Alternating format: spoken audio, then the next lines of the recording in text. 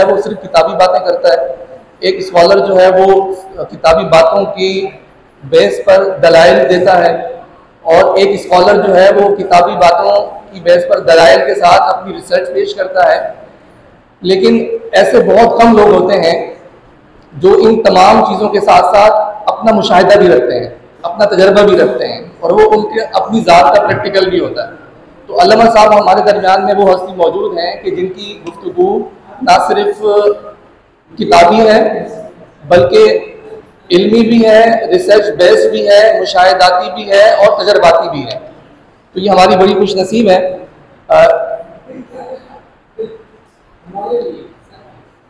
ہم جو ہے وہ شعبہ عربی و علوم اسلامیہ کے تمام اساتذہ اور ہمارے مہمان گرامی اور یونیورسٹی کی طرف سے سپاس نامہ جو ہے وہ علامہ صاحب کی خدمات کے اعتراف میں ہم ان کو بھی پیش کریں گے۔ سپاس نامہ بیسیکلی کسی بھی شخصیت کی جو علمی خدمات ہوتی ہیں یا سماجی خدمات ہوتی ہیں یا ریسرچ کی جو خدمات ہوتی ہیں ان کے اعتراف میں ان کو پیش کیا جاتا ہے۔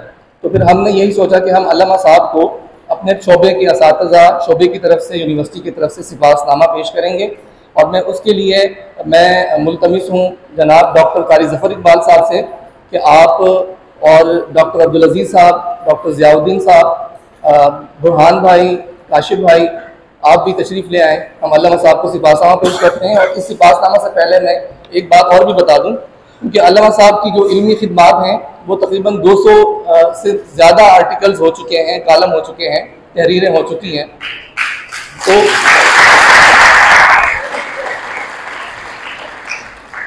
میں نے اپنے اساتذہ سے اس حوالے سے یہ بھی مشاورت کی کہ ہم کیوں نہ علامہ صاحب کی جو علمی جو خدمات ہیں ان پر ہم اپنے جو اسکالرز ہیں ہمارے ایم فل کے، پی ایچ ڈی کے، ہم اس کی کسی نہ کسی جہت پر انشاءاللہ علامہ صاحب سے منسوب ہم ان کے تھیسس کروائیں گے انشاءاللہ مستقبل میں۔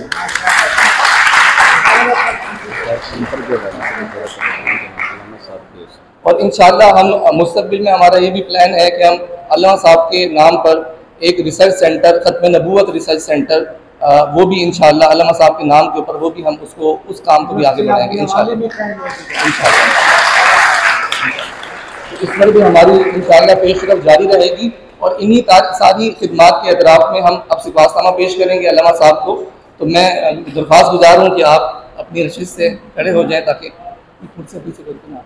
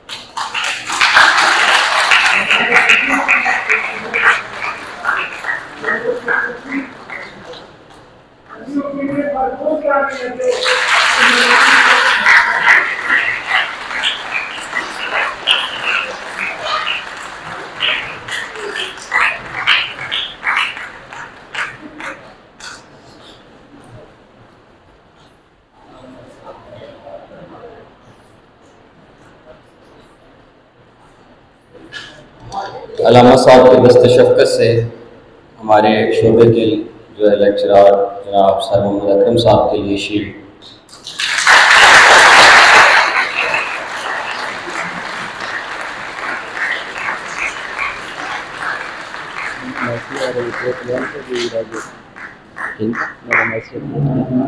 इनको भी नहीं मिली। बिल्कुल भी है अल्लाह साहब की जो तकरीरें हैं वो यहाँ पे बच्चे निकलते हैं।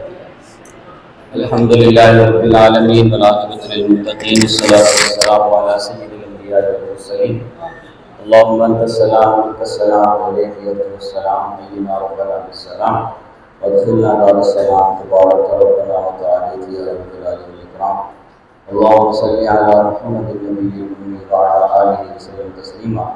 मौलाए करीम के जो प्रोग्राम यहाँ पे सजाया गया है मौलाए करीम उसको अपनी बारगाह में शफ़क़त कबूलियत अता फरमा। मौलाए करीम इस अजीम काज पे जो बुज़ुर्ग खिदमत सर अंजाम दे रहे हैं इनके इल्म में अमल में उम्र में बरकत अता फरमा। मौलाए करीम इनको हिफ्ज़ अता फरमा। मौलाए करीम इनकी मसाइल जमीला को अपनी बारगाह में कबूल फरमा। मौलाए करीम इनके इखलास में मज़ीद इजाफ़ा फरमा और मौलाए करीम इनके इस अमल को इनके लिए बाइस नजात बना। मौलाए करीम हम सब के लिए मशअल राह बना। मौलाए करीम इनकी खिदमत को लोगों के लिए नाफ़िज़ बना। मौलाए करीम जो कुछ कल की तकरीबात हुई आज की तकरीबात हुई मौलाए करीम इतनी दूर से सफ़र करके इनका आना अपनी बारगाह में इसको शर्फ़ कबूलियत अता फरमा और इसको जो है वो मुनकरों के लिए और नाफरमानों के लिए हिदायत का ज़रिया बना। मौलाए करीम हमारी इन दुआओं को अपने फजल से कबूल फरमा। सल्लल्लाहु तआला अला रसूलिल खैर मुहम्मद व आलिहि वसहबिहि अजमईन। ये दे देंगे मैं रखवा। बच्चे अभी यहाँ से डिपार्टमेंट में जाएंगे और ये गेट से जब निकलेंगे तो ये आपके लिए कुछ लिटरेचर है वो आपने ले जाएं। Thank you. 2-3 बच्चे आ जाए ना जो तकसीम कर दें।